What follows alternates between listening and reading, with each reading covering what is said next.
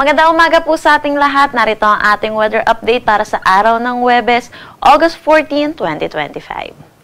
So itong bagyo pong pinantayan natin na si Goryo ay tuluyan ng lumabas ng ating Philippine Area of Responsibility kahapon ng 4 p.m. Huli itong namataan sa laing 650 kilometers northwest ng extreme northern Luzon. Bahagya po itong humina at ito'y may kategory na lamang na severe tropical storm. Sa ngayon, patuloy po yung paglayo nito sa ating bansa, kaya wala na itong direktang epekto sa anumang parte ng ating bansa, kaya wala na rin tayong nakataas na anumang tropical cyclone wind signal number. Pero dayon po, patuloy pa rin ang pag-iral ng southwest monsoon dito sa buong bansa natin. Kaya malaking bahagi ng bansa natin ang makakaranas ng mga kalat-kalat na pag-ulan ngayong araw. Wala rin naman tayong minomonitor na low pressure area or bagyo na possible makaapekto dito sa ating bansa sa mga susunod na araw. Para sa magiging panahon natin ngayong araw dito sa Luzon, inaasahan natin malaking bahagi ng Luzon ang makakaranas ng maulap na papawirin na may kakalat-kalat na pag-ulan dulot ito ng southwest monsoon.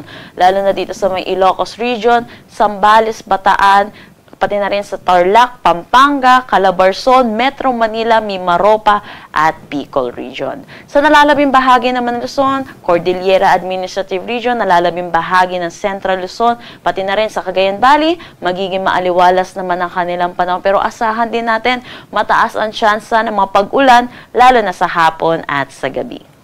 Agwat ng temperatura for Metro Manila at Lawag 25 to 31 degrees Celsius, Tuguegarao 25 to 33 degrees Celsius. For Baguio 16 to 22 degrees Celsius, Tagaytay 23 to 30 degrees Celsius at Legazpi 25 to 30 degrees Celsius.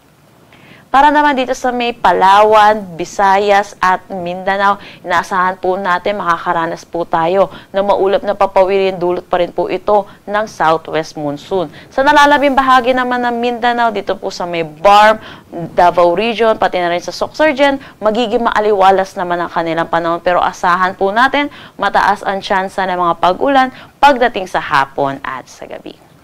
Agwat ng temperatura for Calayan Islands at Puerto Princesa, 25 to 31 degrees Celsius.